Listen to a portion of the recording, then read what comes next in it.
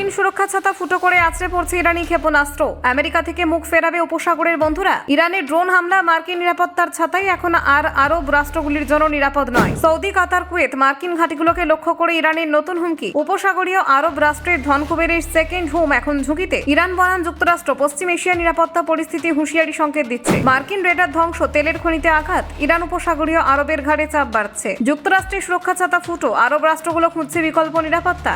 দেখুন, পশ্চিম এশিয়ার উপসাগরীয় আরব রাষ্ট্রগুলির ওপর ইরানের হুমকি ক্রমেই বেড়ে চলেছে। সৌদি আরব, কুয়েত, কাতার বা বাহরিন এই দেশগুলির মার্কিন সামরিক ঘাঁটিতে লক্ষ্য করে ইরান বিভিন্ন ধরনের ড্রোন ও ক্ষেপণাস্ত্র হামলা চালাচ্ছে।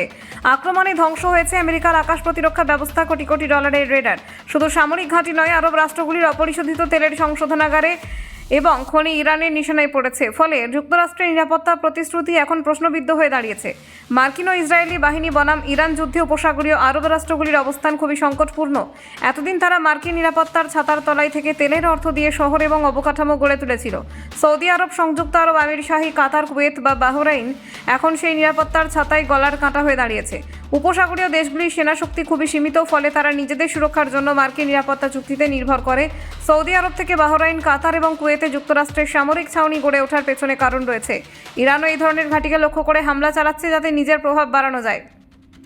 সামরিক বিশেষজ্ঞদের মতে আরব রাষ্ট্রগুলির পক্ষে মার্কিন ঘাঁটি সরানো কঠিন। তাদের রাজপরিবার সেনা অভ্যুত্থানের আতঙ্কে থাকে।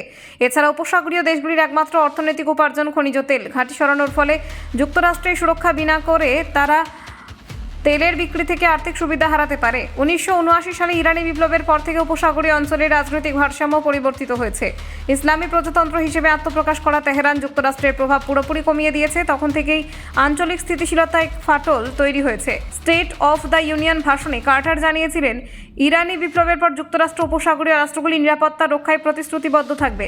বাইরের কোনো শক্তি পারস্য উপসাগরে নিয়ন্ত্রণ নিতে চাইলে তা আক্রমণ হিসেবে বিবেচনা করা হবে। পারস্য উপসাগরের একদিকে ইরান এবং অন্যদিকে সৌদি, আমিরশাহী, কাতার, কুয়েত, বাহরাইন এবং ওমানের অবস্থান রয়েছে।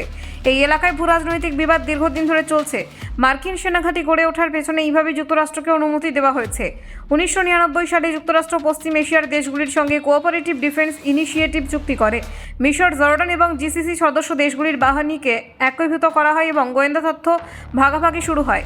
2006 সালে গালফ সিকিউরিটি ডায়ালগ চালু করা হয়। এই উদ্যোগ আরব রাষ্ট্রগুলির মধ্যে যুক্তরাষ্ট্রের প্রতি আস্থা বাড়ায় এবং নিরাপত্তা সুনিশ্চিত করতে সাহায্য করে।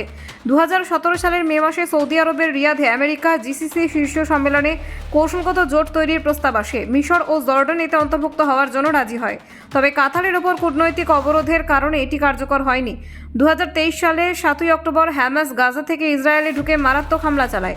1200-রও বেশি মানুষ প্রাণ হারায়, প্রায় 250 জন অপহরণ করা হয়। এই ঘটনার পর পশ্চিম এশিয়ায় মার্কিন নিরাপত্তার ছাতা দুর্বলতা আরও স্পষ্ট হয়।